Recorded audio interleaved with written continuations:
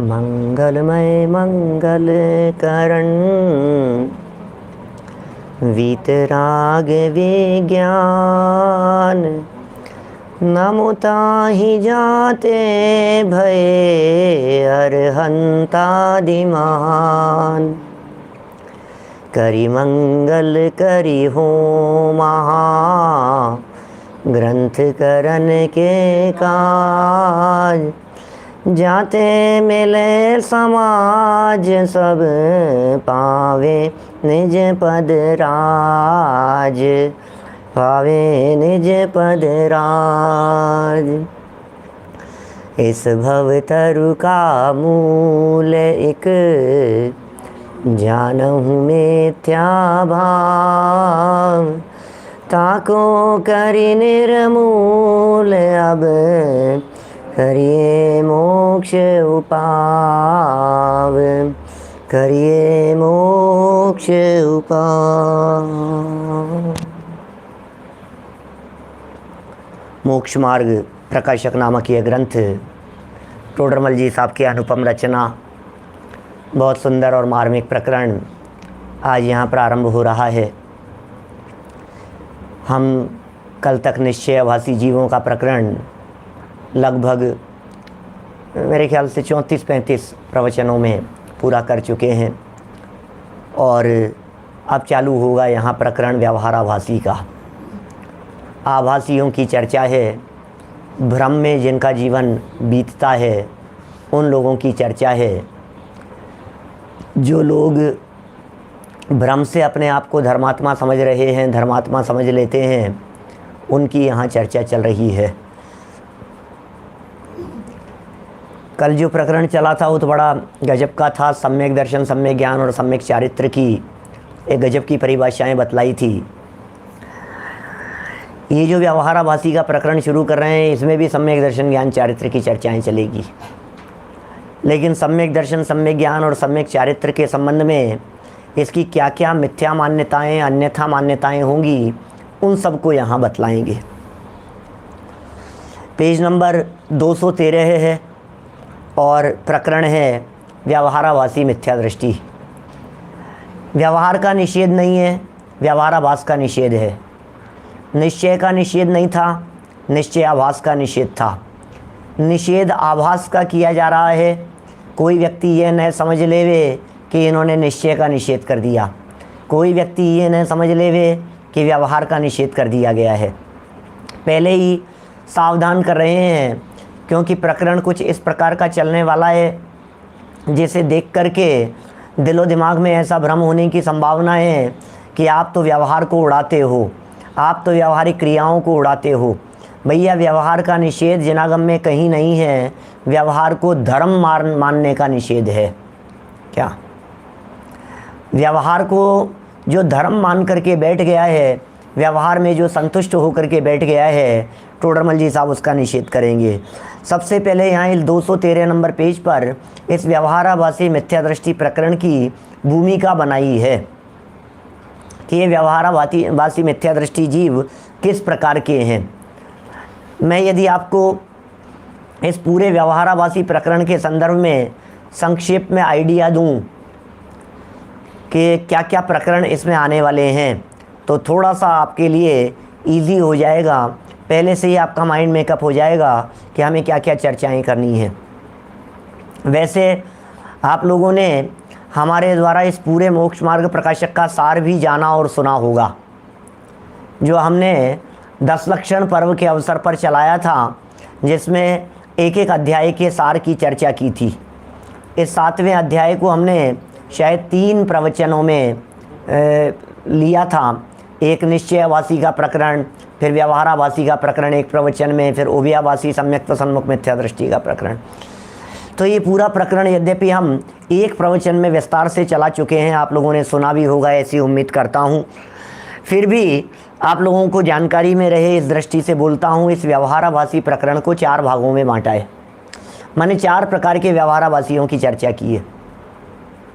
कौन कौन से हैं 4 प्रकार के व्यवहाराभासी?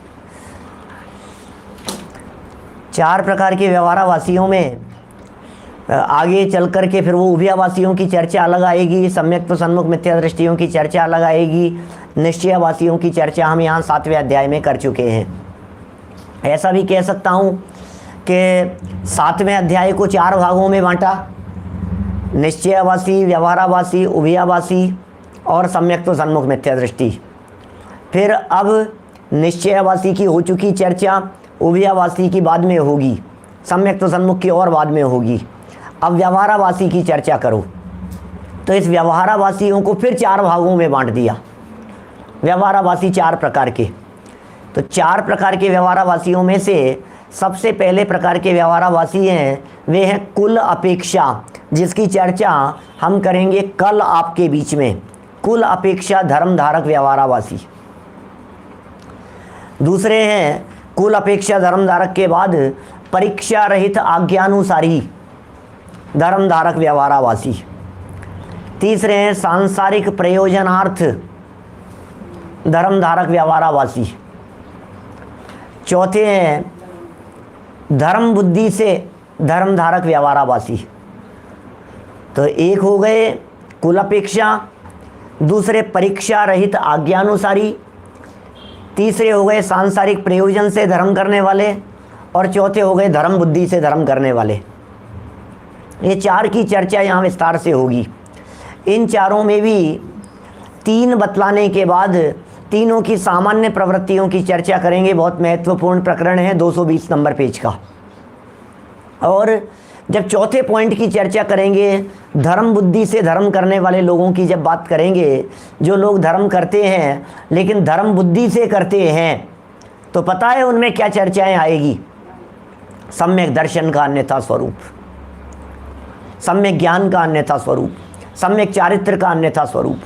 उसमें भी जब सम्यक दर्शन की चर्चा करेंगे अन्यथा स्वरूप की, तो पहले देव भक्ति का अन्यथा स्वरूप, शास्त्र भक्ति का अन्यथा स्वरूप, गुरु भक्ति का अन्यथा स्वरूप, सम्यक दर्शन के अंतर्गत फिर 7 तत्व संबंधी भूलों की चर्चा सम्यक दर्शन संबंधी अन्यथा रूप में, फिर सम्यक ज्ञान और सम्यक चारित्र के अन्यथा रूप की चर्चा जानने को मिलेगी। कुल मिलाकर के ये व्यवहाराभासी का प्रकरण एक ऐसा प्रकरण है जो बहुत विस्तृत प्रकरण है। पंडित जी साहब ने बहुत बड़े लेवल पर जाकर के और बहुत सूक्ष्मता से इन विषयों का प्रतिपादन किया है, और मानो जगत के जीवों में जो धर्म के नाम पर मिथ्या मान्यताएं चलती है, उन सब के ऊपर चोट मारने का प्रयास किया है। विशेषकर उन लोगों के बारे में जो लोग जैन हुए हैं, जैन कुल में जन्म लिया है, जैन आचरण को फॉलो करते हैं, फिर भी सम्यक दर्शन की प्राप्ति नहीं होती, तो आखिर क्या भूल रह जाती है। देखिए, जो निश्चयवासी कहा था, उस निश्चयवासी जीव में तो मान्यता रखता था, प्रवृत्ति नहीं करता था। अब यहाँ ये कहेंगे कि प्रवृत्ति तो करता है लेकिन मान्यता नहीं सुधारता है। देखो, दोनों में उल्टा हो गया ना। निश्चयवासी जीव कहता है कि नहीं नहीं, मेरी मान्यता सही है, मेरा अभिप्राय सही है, ऐसा वो कहता है, सही तो उसका भी नहीं था। निश्चयवासी कहता है मेरी मान्यता सही है, मेरा अभिप्राय सही है, प्रवृत्ति से क्या फर्क पड़ता है, प्रवृत्ति को उड़ाता था। व्यवहाराभासी जीव ऐसा होगा जो प्रवृत्ति प्रवृत्ति प्रवृत्ति की चर्चा करेगा, मान्यता नहीं सुधारेगा, अपना अभिप्राय नहीं सुधारेगा। ये अलग प्रकार का जीव है। देखिए 213 नंबर पेज पर व्यवहाराभासी मिथ्या दृष्टि प्रकरण देखें जरा। अब व्यवहाराभास पक्ष के धारक जैनाभासों के मिथ्यात्व का निरूपण करते हैं। जैनों का नहीं, जैनियों का निरूपण नहीं कर रहे, जैनाभासों का निरूपण करते हैं। जैन होकर के भी जो आभासी हैं, जिन्हें भ्रम हो गया है, भैया मैं तो दिन में भोजन छान के पानी नित्य जनालय जाता हूँ, क्या मैं तो सच्चा जैन हूँ, उसे ऐसा भ्रम हो गया है। जिन आज्ञा मानता है उसे ऐसा भ्रम हो गया है, तो उसकी यहाँ चर्चा कर रहे हैं। देखिए, जिनागम में जहाँ व्यवहार की मुख्यता से उपदेश है, जिनागम में, जिनवाणी में जिस जगह पर व्यवहार की मुख्यता से उपदेश दिया है, उसे मानकर, उसे ही मान लिया व्यवहार की मुख्यता वाले उपदेश को ही, बाह्य साधनादिक ही का श्रद्धानादिक करते हैं। ओहो, बाह्य साधन का तो श्रद्धान कर लिया, जनवाणी में ऐसा कहा था भैया, शास्त्र में ऐसा कहा था, इसलिए कर रहा हूं मैं तो ऐसा।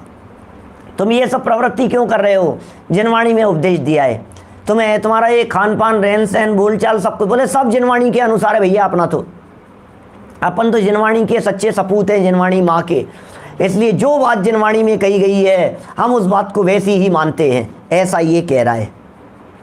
कह रहे हैं उनके सर्व धर्म के अंग अन्यथा रूप होकर मिथ्या भाव को प्राप्त होते हैं। लो, चल रहा है जनवाणी के अनुसार, मान रहा है जनवाणी को, जनवाणी की आज्ञा को मान रहा है, जीवन शास्त्रों के अनुसार व्यतीत कर रहा है, जैसा जैसा शास्त्र में कहा है वैसा वैसा स्वीकार करता है।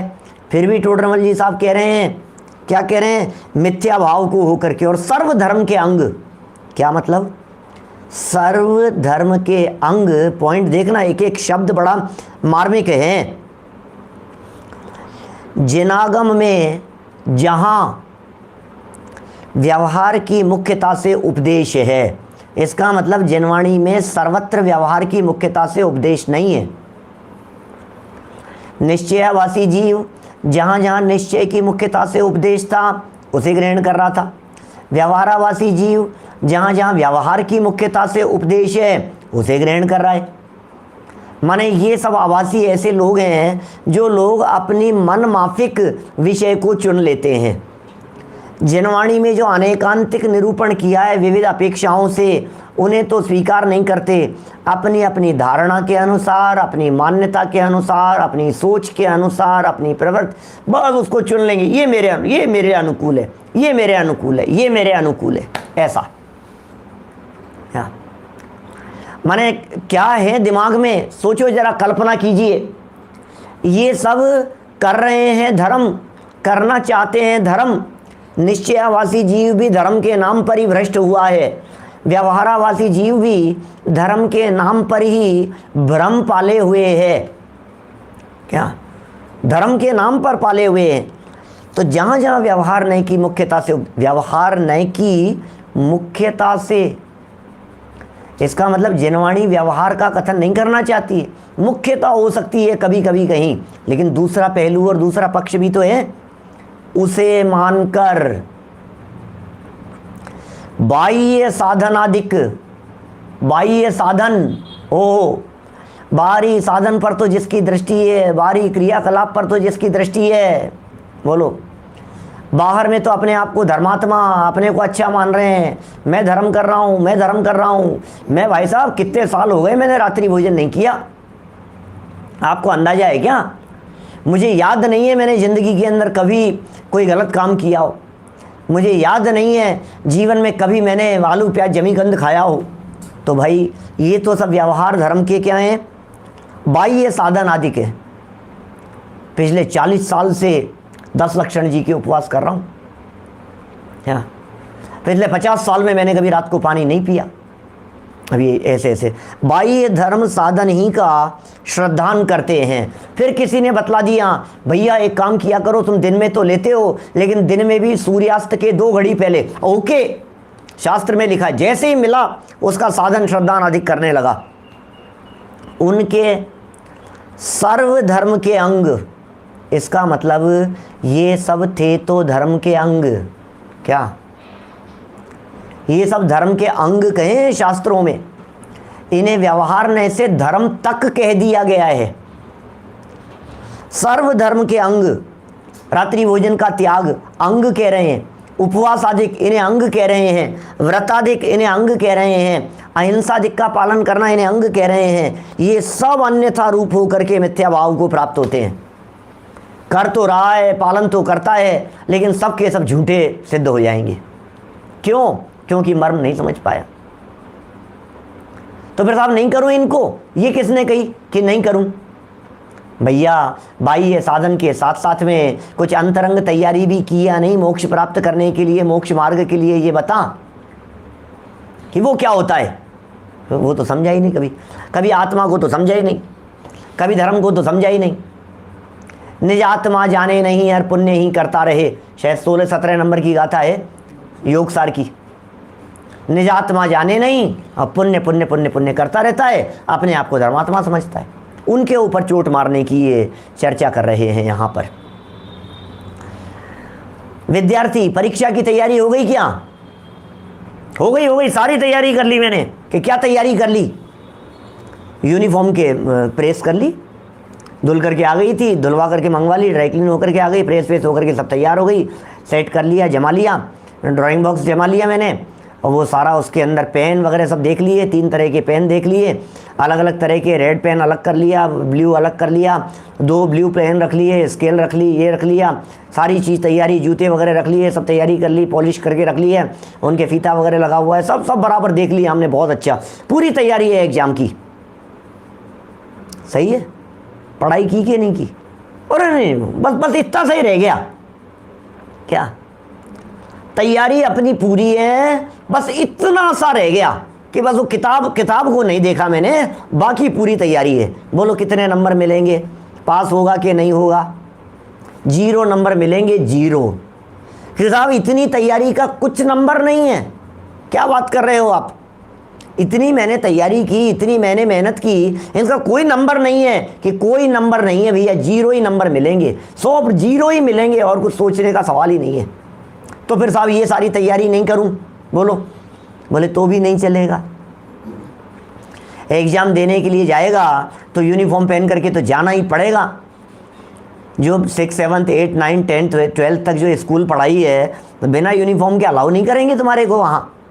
परमिशन लेटर जरूरी है लेकर के जाना, नहीं तो अलाउ नहीं करेंगे। अरे नहीं साहब, यदि इनसे नंबर का कोई संबंध नहीं है तो मैं इन सबको छोड़ देता हूँ। क्या? मैं नहीं करता हूँ कुछ भी, पेन वैन जमाना है, ये करना है, तैयारी करना है, कुछ नहीं करता हूँ, सिर्फ पढ़ाई करता हूँ। बोले तो भी कुछ नहीं हो पाएगा। इसका मतलब ये भी होना चाहिए, लेकिन इसी में अटक गया तो मारा जाएगा। ये सब बाहरी तैयारी है। बाहरी तैयारी करके यदि तू ये समझता है कि मैंने बहुत बड़ा काम कर लिया तो अटक गया, मारा जाएगा। बाहरी तैयारी करके अटक गया तो। अब दूसरा प्रकार का व्यक्ति कैसा है? जो बाहर में कुछ नहीं करे और अंदर अंदर की बात सोचता रहे, वो भी मारा जाएगा। निश्चयावासी जीव ऐसा था जो बाहर का लोप कर देता था और कहता था कि मेरी तो अंदर की तैयारी है, उसकी अंदर की तैयारी है ही नहीं, झूठी बात कहता है। अरे इंटेलिजेंट बच्चों का अंदर में परीक्षा की तैयारी बहुत अच्छी तरह से होती है तो उनका व्यवहार भी बहुत अच्छा होता है। इंटेलिजेंट बच्चों की बात कर रहा हूँ। व्यवहार शब्द का अर्थ बाहरी तैयारी समझना। अंदर में जिसके परीक्षा की दृष्टि से पूरी तैयारी है, पूरी अच्छी ढंग से उसने पढ़ाई की है, किताबों के एक एक प्रकरण को बहुत गहराई से पढ़ा है और समझा है, वो व्यक्ति एग्ज़ाम के दिन में क्या परमिशन लेटर नहीं रखेगा? क्या एग्ज़ाम के दिन में वो पेन पेंसिल कॉपी वगैरह सब तैयार करके नहीं लेकर के जाएगा? बैग नहीं जमाएगा? यूनिफॉर्म उसकी तैयार नहीं होगी? सब कुछ होगी, सब कुछ होगी भाई साहब, सब कुछ होगी। यदि वो इंटेलिजेंट, सच्चा इंटेलिजेंट लड़का है तो ये सब अपने आप होंगी सब। और कोई व्यक्ति ये सब तैयारी नहीं करे और अपने आप को इंटेलिजेंट कहे तो कहें तू बेवकूफ़ बना रहा है। किसे बेवकूफ़ बना रहा है? ये व्यक्ति है निश्चयावासी, जो बाहर में कुछ नहीं कर रहा है और अंदर में कह रहा है मैं तो आत्मा का श्रद्धान करता हूं, मैं तो आत्मा बस अपने तो आत्मा से ही पार लग जाएंगे, वही प्रयोजन भूत है, बातें बड़ी बड़ी करता है। वो निश्चयावासी था। अब व्यवहारावासी जीव कैसा है? जब निश्चयावासी जीव की मान्यताओं के ऊपर इतनी चोट मार दी, ये होना चाहिए, ये प्रवृत्ति होनी चाहिए। तू कैसे शास्त्राभ्यास को निरर्थक कह रहा है? तू कैसे व्रताधिक को निरर्थक कह रहा है? तू कैसे पूजन प्रभावनाधिक को बेकार कह रहा है? तू कैसे इसको बंधन में पढ़ना कह रहा है? सारी बातों के ऊपर जब चोट मारी तो ये व्यक्ति पलट गया। मान लो वही निश्चयावासी जीव पलट गया, या दुनिया में बहुत सारे लोग ऐसे हैं जो इसके विपरीत प्रवर्तन करते हैं, वे खुश होते रहे। उन्हें लगा हम कितने अच्छे हैं, देखो हम तो ऐसा नहीं करते भैया, हम तो तपश्चरण भी करते हैं, हम तो व्रत भी करते हैं, हम तो शास्त्राभ्यास भी करते हैं, हम तो ये सब कर रहे हैं, हम तो बिल्कुल सही है ना पंडित जी, हम तो बराबर चल रहे हैं ना। तो टोडरमल जी ने कहा था कि भैया रुक, तेरे से बाद में बात करेंगे, पहले निश्चयावासी से कर लेते हैं। अब निश्चयाभासी से पूरी तरह से निपट लिए, अब व्यवहाराभासी के सामने आ गए। ये कह रहे सारे धर्म के अंग, उपवास आदि को धर्म का अंग कहा है। अहिंसाणुव्रत, सत्याणुव्रत, 5 अणुव्रतों की चर्चा, 3 गुणव्रतों की चर्चा, 4 शिक्षा व्रतों की चर्चा जो हम पुरुषार्थ सिद्धि उपाय में कर रहे हैं, उन सबको धर्म का अंग का है। सामायिक करना भैया, प्रौषधोपवास का पालन करना भैया, अपनी भूमिका अनुसार जितना संभव हो सके। अष्ट मूल गुणों का पालन करना भैया। चरणानुयोग क्या सिखा रहा है बोलो? ये तो सिखा रहा है निरंतर, ये करना, ये सब शास्त्र कह रहे हैं, धर्म के अंग कहे गए हैं। कोई व्यक्ति 6ठे 7वें गुणस्थानवर्ती हो और बाहर में वो परिग्रह सहित हो, ऐसा कैसे हो सकता है? बाहर भी अच्छा होगा। कोई जीव 5म गुणस्थानवर्ती हो तो बतलाइए बाहर में उसके व्रताधिक होंगे या नहीं होंगे? नियम से होंगे, बिल्कुल नियम से होंगे।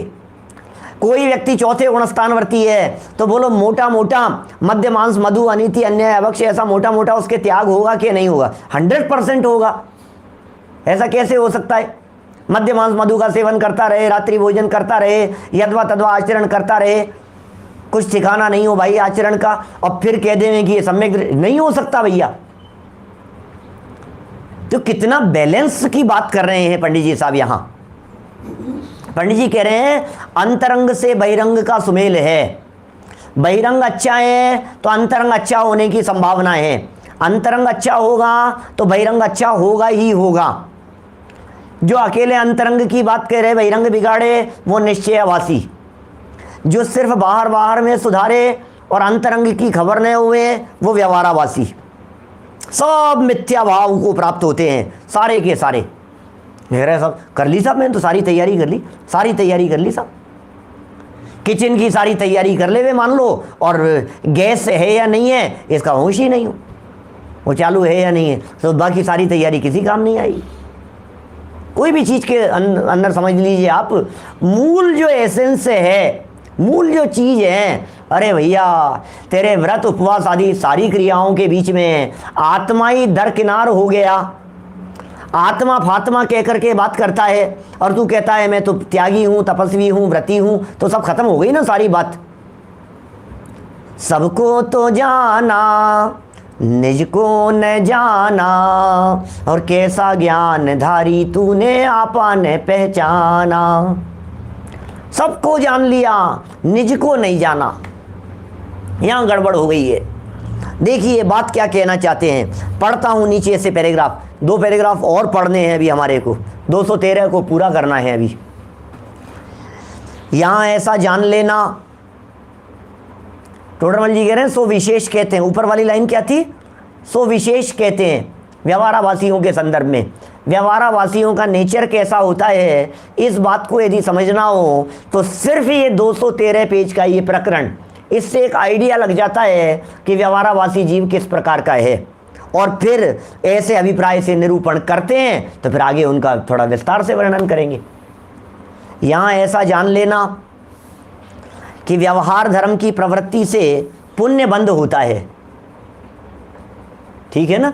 धर्म नहीं होता है, व्यवहार धर्म की प्रवृत्ति से पुण्य बंद होता है। इसलिए पाप प्रवृत्ति की अपेक्षा तो इसका निषेध है नहीं। ऐसा लगता है मुझे टोडरमल जी साहब आगे दृढ़ता से चोट मारने के पहले पहले डिस्क्लेमर दे रहे हैं अपना। क्या क्या कह रहे हैं? पाप प्रवृत्ति की अपेक्षा तो इसका निषेध है नहीं। भैया कहीं गलतफहमी नहीं हो जाए कि हम पूजन पाठ के विरोधी हैं। भैया कहीं गलतफहमी नहीं हो जाए कि हम व्रत उपवास आदि के विरोधी हैं। भैया कहीं ऐसा नहीं हो जाए कि हम तुम्हारे को मंदिर छुड़वा रहे हैं, दर्शन करना छुड़ा रहे हैं, भक्ति आराधना आदि करना छुड़ा रहे हैं। कहीं ऐसी गलतफहमी नहीं हो जाए क्या? इसलिए पहले ही वाक्य में कह दिया, पाप की अपेक्षा तो इसका निषेध है नहीं। आपकी जितनी भी प्रवृत्तियां हैं पुण्य बंध की हेतु, व्यवहार धर्म की प्रवृत्तियां, व्यवहार धर्म की प्रवृत्तियां तो समझ ही गए होंगे आप, उनका निषेध है नहीं। परंतु यहां जो जीव व्यवहार प्रवृत्ति ही से संतुष्ट हो गया, प्रॉब्लम कहाँ है? इतना तो कर लिया और क्या जान लोगे क्या? 3-3 समय तो प्रवचन सुन रहे हैं पंडित जी, 4-4 समय आपका चल रहा है, हम चारों समय सुन रहे हैं, इतना तो करते हैं और क्या करेंगे? 4 घंटा आपका सुन लेते हैं, 2 घंटा उनका सुन लेते हैं, 6 घंटा हमारा सुनने में जाता है, इससे ज़्यादा और क्या करेंगे? प्राण दोगे हमारे, और क्या करें? 24 घंटे में से 6 घंटा तो कर रहे हैं भैया। जो आराधना नहीं कर रहा वो विराधना कर रहा है। समय देख देख करके पढ़ाई होती है, गिन गिन करके होता है, भोजन गिन गिन करके किया जाता है, रोटी गिन गिन के खाई जाती है। जो बच्चे पढ़ाई समय देख देख करके, घड़ी देख देख करके करते हैं, सच में वे पढ़ाई करना नहीं जानते। जो आराधना भी समय देख देख करके करते हैं, क्या बात कर रहे हो आप? समय देख देख करके किया जाता है क्या? नहीं, ऐसा नहीं होता है। नहीं, मैं 2 घंटा पढ़ लिया, मैं 4 घंटा पढ़ लिया, मैंने इतना टाइम लगा दिया। 2 घंटा 4 घंटा से मतलब नहीं है तैयारी कितनी हुई। 2 घंटा पढ़ा या 4 घंटा पढ़ा वो अलग मैटर है। तैयार कितना हुआ, सब्जेक्ट कितना समझ में आया, वेद विज्ञान का अभ्यास कितना हुआ, चिंतन मनन कितना चला, ये बताओ। अब वो तो देखता नहीं है, मूल चीज तो इसने देखी नहीं। नहीं, अब 4 घंटा बैठ करके तुमने टाइम पास कर लिया, तुम्हारा उपयोग कितना भ्रमा था ये बतलाओ। 4 घंटा स्वाध्याय के लिए बैठे तुम, 4 घंटे के अंदर तुम्हारा उपयोग कितना तल्लीन हुआ विषय वस्तु के साथ में? हैं, कुछ 4 प्रश्न पूछ लेते हैं तुमसे, नहीं वो तो पता नहीं, वो तो कहाँ। तो अकेले बैठने का नाम, टीवी चला करके बैठने का नाम, मोबाइल खोल करके बैठने का नाम, शास्त्र खोल करके बैठने का नाम, प्रवचन सभा में बैठने का नाम, इसका नाम तो धर्म है नहीं। बैठे बैठे सोते रहो आप, इसका नाम तो रंच मात्र भी धर्म नहीं है। क्या कह रहे हैं पंडित जी साहब? संतुष्ट हो रहा है इसी बात से कि मैंने 3 उपवास कर लिए, संतुष्ट हो रहा है इसी बात से कि मैं रात को पानी नहीं पीता हूँ, संतुष्ट हो गया है इसी बात से कि मैं रात्रि भोजन नहीं करता हूँ, आलू प्याज जमीकंद नहीं खाता हूँ। प्रॉब्लम पालन करने का नहीं है, प्रॉब्लम संतुष्टि का है। ये संतुष्टि घातक है। मोक्ष मार्ग में आगे कदम बढ़ाते हुए, व्यवहारिक क्रियाओं रूप प्रवर्तन करते हुए, उसमें यदि संतुष्टि हो जाएगी तो संतुष्टि महाघातक है, ये जानलेवा है। सुधार हुआ है, अच्छी बात है, लेकिन इस सुधार में अटकना नहीं है। तबीयत खराब थी, बुखार ठीक हो रहा है, काफ़ी कम हो गया है, अब तो संतुष्ट हो जाएगा तो क्या करेगा? मारा जाएगा। तीव्र ज्वर की अपेक्षा से, ज़्यादा बीमारी की अपेक्षा से ये कम बीमारी है, इसे ठीक कहा जाता है, बहुत ठीक कहा जाता है। परंतु बीमारी तो बीमारी है,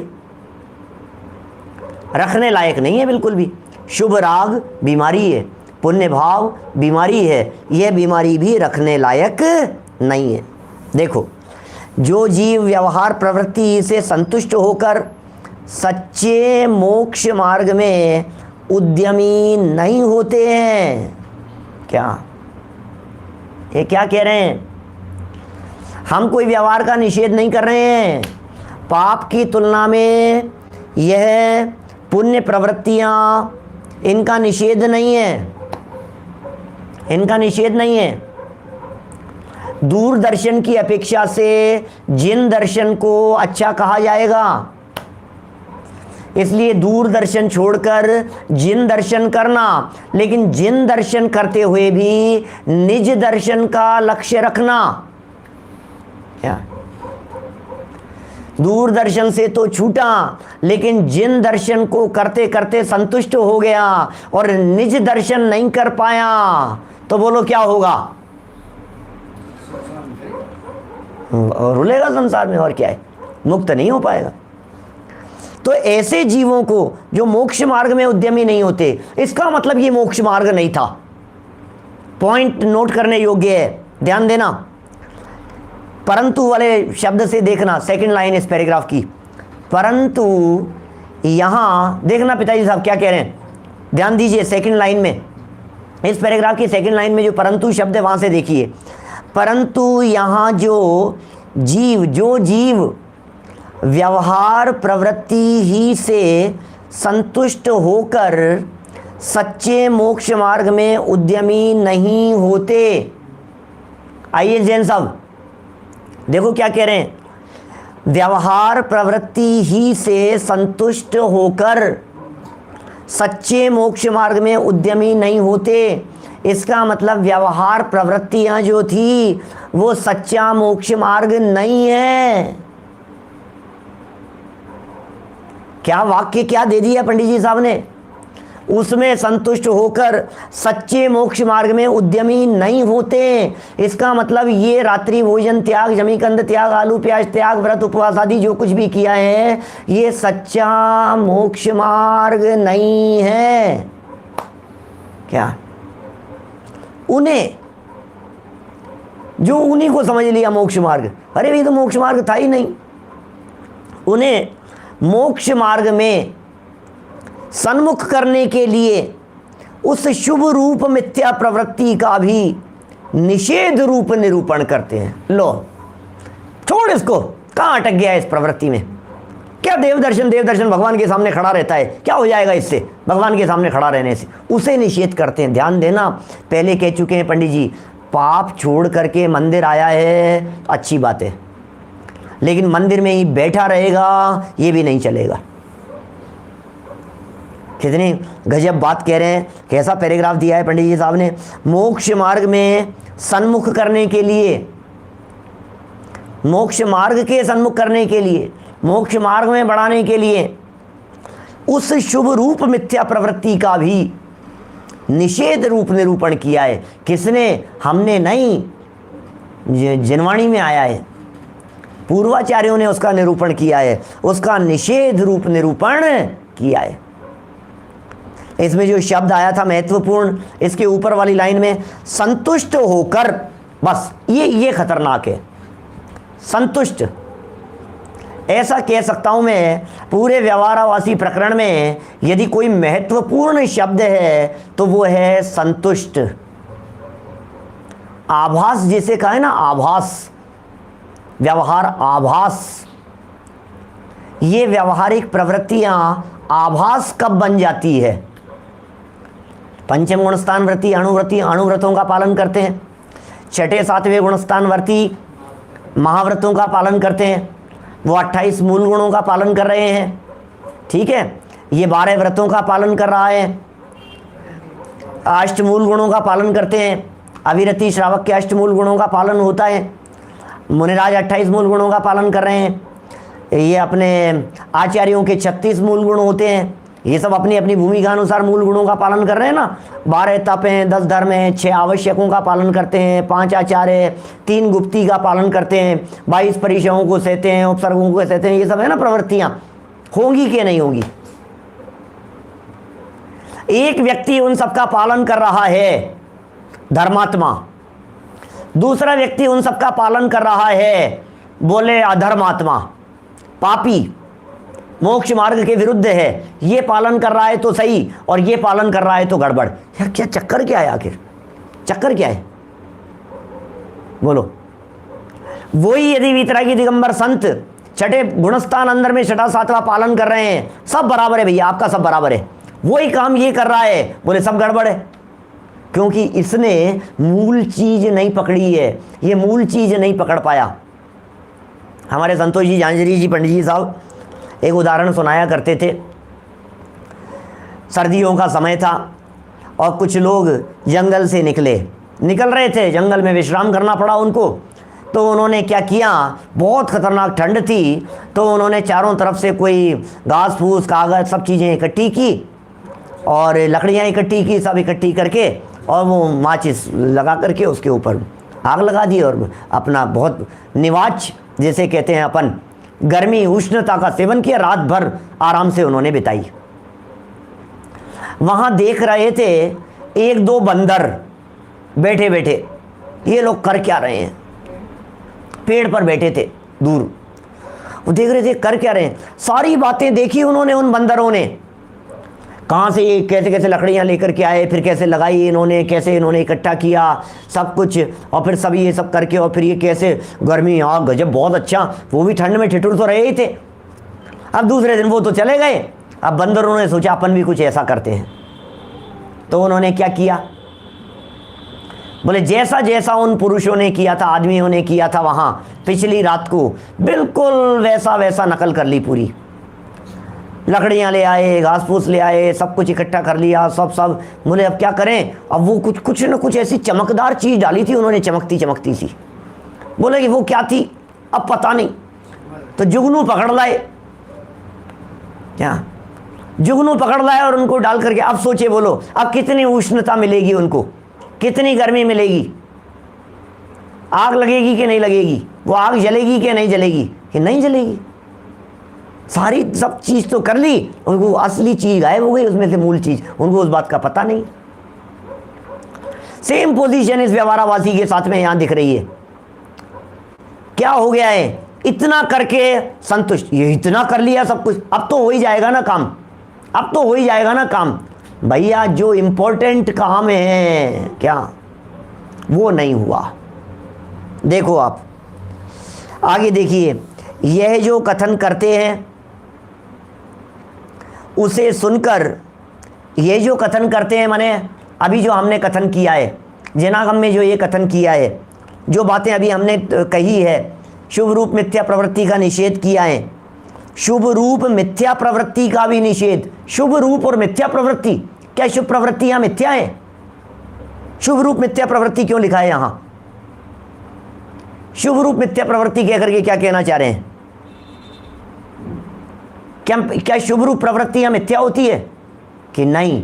मिथ्या दृष्टि यदि है तो उसके वे शुभ रूप प्रवृत्तियां मिथ्या हो जाती है, मिथ्या दृष्टि यदि है तो। और यदि कहें तो ऊपर जो शब्द दिया है संतुष्ट होकर, ये मिथ्या हो गया। उसमें संतुष्ट होकर अपने आप को धर्मात्मा जान रहा है तो उसकी सारी प्रवृत्तियां मिथ्या हो जाती है, उनका निषेध किया है। मिथ्या प्रवृत्ति का भी निषेध किया है, शुभ रूप मिथ्या प्रवृत्ति का भी निषेध किया है। ये जो कथन करते हैं उसे सुनकर यदि शुभ प्रवृत्ति छोड़ अशुभ में प्रवृत्ति करोगे तब तो तुम्हारा बुरा होगा। लो, हमने कहा भैया व्रताधिक में धर्म नहीं है, हमने कहा इन क्रियाओं में धर्म नहीं है। अब इस बात को सुनकर क्या करे, कोई ने छोड़ दिया, अरे यार इसमें धर्म नहीं है, इसमें धर्म नहीं है, छोड़ दो इसको, तब तो तुम्हारा बुरा होगा। लो, छुड़वाना था मान्यता, छोड़ दिया प्रवृत्ति। क्या सुधारनी थी मान्यता, सुधार रहा है बाहरी प्रवृत्ति। कितने बड़ी भूल में है, तुम्हारा बुरा ही होगा। और यदि यथार्थ श्रद्धान करके मोक्ष मार्ग में प्रवर्तन करोगे तो तुम्हारा भला होगा। भैया इनका जो निषेध किया है, टोडरमल जी का ही वाक्य है, उपदेश तो ऊंचा चढ़ने के लिए दिया जाता है। तो यदि उल्टा नीचे गिरेगा तो तेरे लिए तो ये बात है नहीं। क्या कहें, देखो यथार्थ श्रद्धान यदि आप करेंगे, मोक्ष मार्ग में प्रवर्तन करोगे तो तुम्हारा भला होगा। जैसे कोई रोगी, बड़ा गजब का ये टोडरमल जी का रोगी और वैद्य का उदाहरण दूसरे अध्याय से चल रहा है। दूसरे, तीसरे, चौथे, पांचवें, छठे सब में बतलाया, सातवें में निश्चयवासी प्रकरण में भी चर्चा की, प्रारंभ में की टोडरमल जी साहब ने इस तरह की चर्चा। सातवें अध्याय का जहां शुरुआत थी वहां टोडरमल जी साहब ने ये बात कही थी ना, वैद्य रोगी की चर्चा की थी क्या?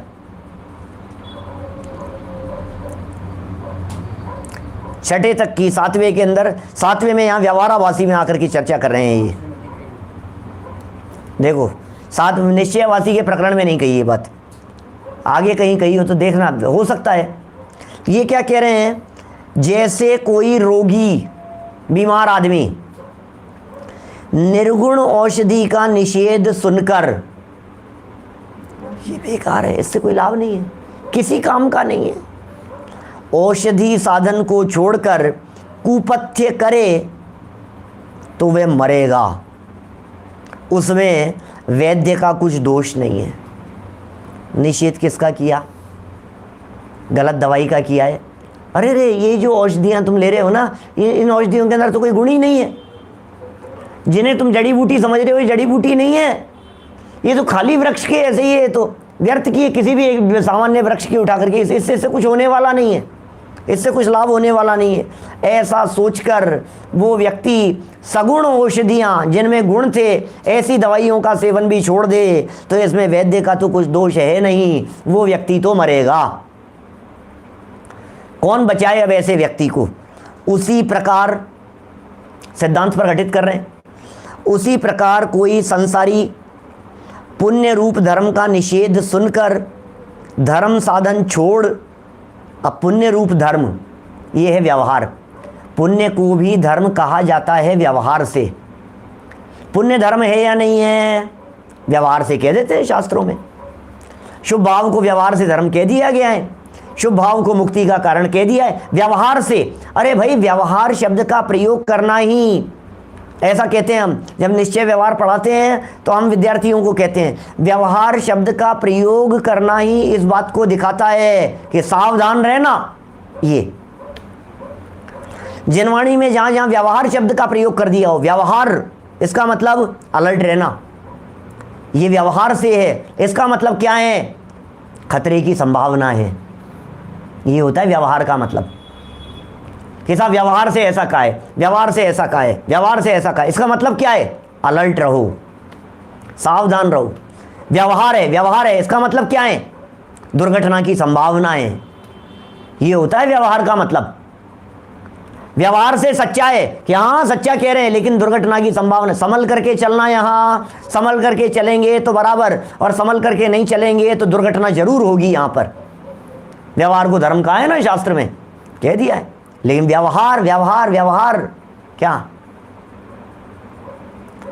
टोडरमल जी लिखेंगे आगे वो भी आवासी प्रकरण में, व्यवहार का मतलब ऐसा है नहीं, ये होता है व्यवहार का मतलब।